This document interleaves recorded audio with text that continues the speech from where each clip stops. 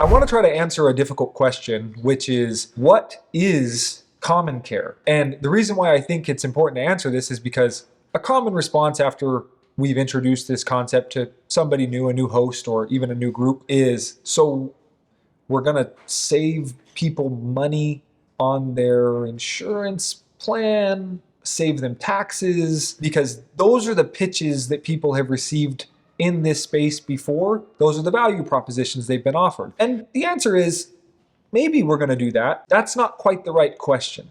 The question is, why is your group health plan constructed the way it is in the first place? Why have you made the decisions that you've made? If we can go all the way down to the bottom and reconstruct group healthcare as its best, as is compliant or required by the Affordable Care Act, now we can answer the questions of, and how do we save money from here, or how do we save taxes? Let's give a little bit of an analogy and equate consuming healthcare to improving your health through diet.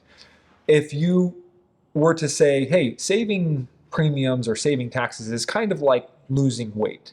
If we start a diet, maybe we want to lose some weight. That's one outcome, and if you adhere to any number of diets out there, you can do that. But the question for us is more like, what does optimal health look like? The problem is deeper than a diet. The problem is more like the soil that our food is growing in here is not even capable of producing proper nutritious food. CommonCare's role is to give the tooling necessary for healing the soil and reconstructing the growing process so that we have better food to consume in the first place. Now, by doing that, are you going to lose some weight?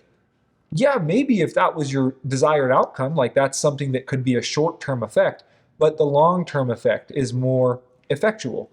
And it works like this. When you start with Common Care, you construct your plan in an environment that doesn't bring in insurance company contracts to dictate how the ACA looks for your company. So you build your group health plan around your compensation package. If you have a $100,000 compensation package to offer an employee, and you say, great, this is a $100,000 compensation package, but only $95,000 of it is available to you because we have a mental health policy here at the company. We send everybody on an all expenses paid vacation once a year, mandatory. If you don't use it, you lose it.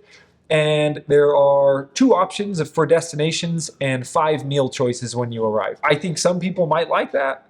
I think most people would be like, that's kind of weird, and I'll take the cash, please.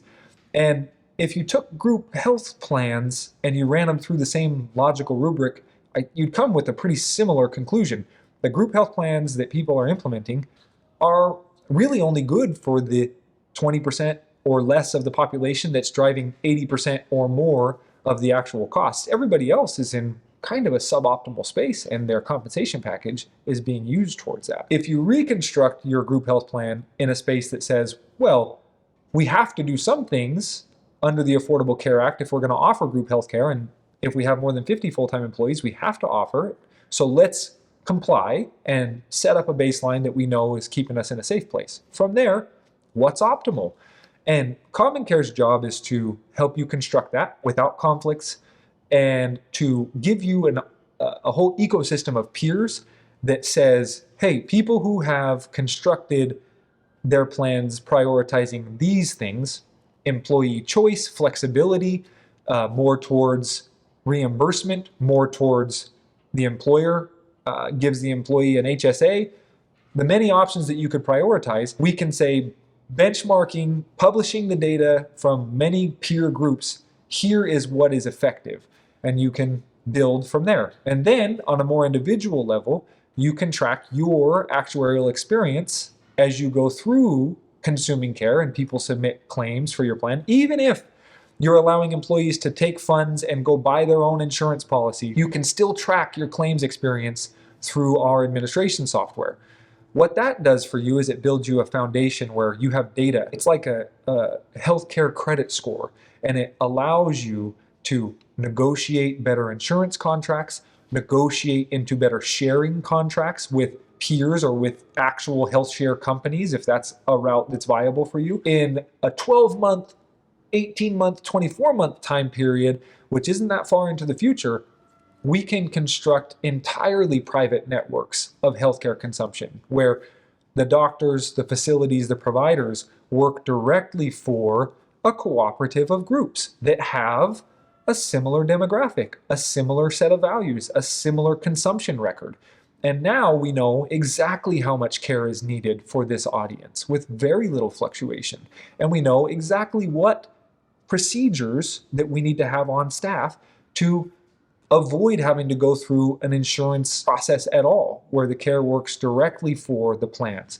That would only be possible in an environment where choice and accountability for healthcare was pushed down the line to employees and they were consuming intelligently, where there was a code of conduct that said, hey, if you consume healthcare like this is the pool for you.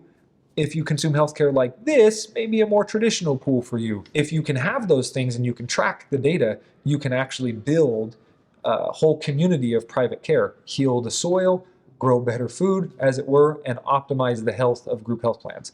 That's the mission of CommonCare. And I want to pause here to say, as far as whether you're going to save costs or taxes by reconstructing your group health plan, absent kind of the insurance industry influence, the answer is yes.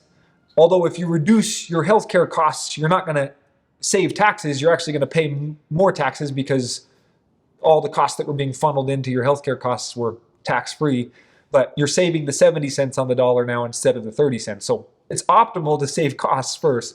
Once you're spending costs, it's optimal to then do it as tax efficiently as possible. But the answer to whether CommonCare is going to help you save costs and save taxes is a resounding yes. Efficiency is the aim of our product. It's just that that's not our overall mission. Our overall mission is to optimize the delivery of healthcare through the financial model of group health plans, which is the financial model for the healthcare industry according to the Affordable Care Act.